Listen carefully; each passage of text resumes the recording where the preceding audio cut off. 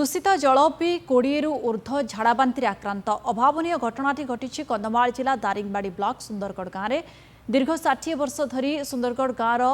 उहामाहा साहि 20 रु ऊर्ध्व परिवार बसवास करती किंतु गाँव में रही गोटे नलकूप और 2टी कूओ लगाण वर्षार नलकूप गोलिया पानी नलकूपर बाहर व्यवहार उपयोगी हो पारुनी फल कूओ उपर निर्भर करुछंती लोके कूओ मध्य अव्यवस्था पड़ रही वर्षा हेले गोलिया पानी कूओ भितर पशि पानी को दूषित करुछि बाध्य होई सेही पानी को व्यवहार कर झाड़ाबांति आक्रांत होउछंती ग्रामवासी गोटे मासरे 20 रु ऊर्ध्व झाड़ाबांति आक्रांत होइछंती किंतु ए संक्रांत सरपंचों ठारू आरंभ कर ब्लॉक कार्यालय पर्यंत लोके जणाइथिले मध्य कौनसी सुफल मिली पारु नथिबा ग्रामवासी अभियोग करिछंती।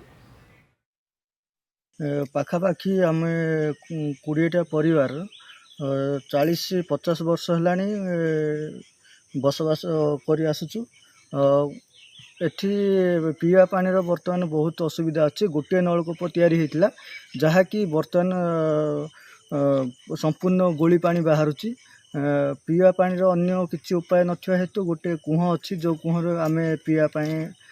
पानी आणुचु आ से पानी भी बर्तमान वर्षा जो पूरा संपूर्ण भाव में गोली हो जाए कुह बहुत काद हो रही नलकूप गोटे अच्छे से भी काद बाहर एमती आम कोड़िया घर बहुत अशांति रोग बाघ झाड़ा बांति एमती सब चली पानी भी रंग हो पानी से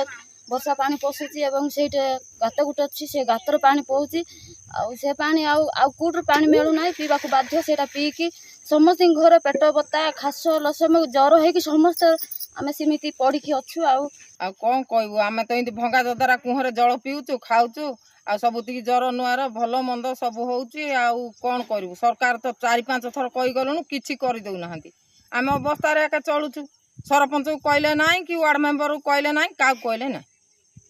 नलकूह तो हेले भल ना नलकूहर तो गोलिया जल बाहर नलकूहर तो भात रांधिले कला है आम कौन खाई बंचू।